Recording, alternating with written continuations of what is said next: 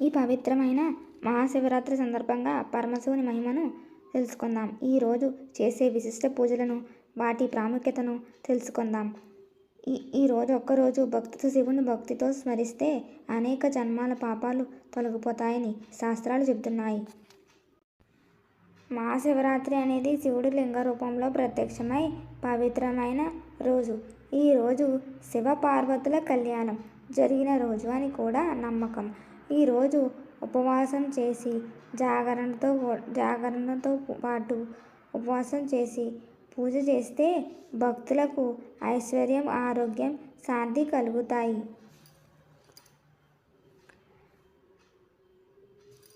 మహాశివరాత్రి నాడు ఉపవాసం చాలా ముఖ్యమైనవి.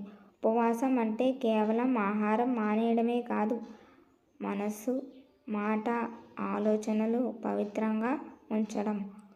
ఉపవాసం వలన మనసుకు శాంతి లభిస్తుంది, శివధ్యానం సులభమవుతుంది.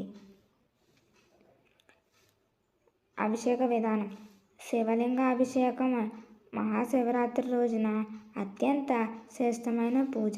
అభిషేకంలో ఉపయోగించే పదార్థాలు: పాలు పవిత్రతకు సూచకం, తేనె మాధుర్యానికి సంకేతం, పెరుగు శాంతికి ప్రతీకత, గంగాజలం పవిత్రతకు చిహ్నం, బిల్వదళం శివునికి ప్రియమైనది.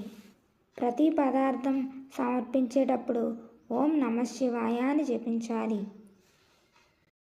ఈ రాత్రి నిద్రపోకుండా జాగరణ చేయడం ఎంతో పవిత్రమైనది.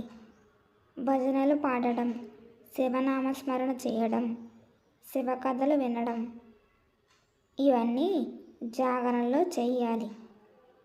శివుని ధ్యానంలో గడిపిన ఒక రాత్రి 100 యజ్ఞాలకు సమానం అని పురాణాలు చెబుతున్నాయి. ఈ పవిత్రమైన రోజున తప్పక నివారించవలసినవి: కోపం, అబద్ధం, మాంసాహారం, ఇతరులను బాధించడం. శివుడు భోళాశంకరుడు, భక్తికి మాత్రమే కోరుకుంటాడు.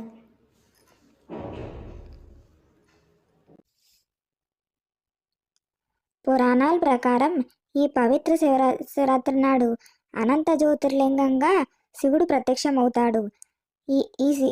ఈ రాత్రి విశ్వంలో శివతత్వం అత్యధికంగా ప్రసరిస్తుంది.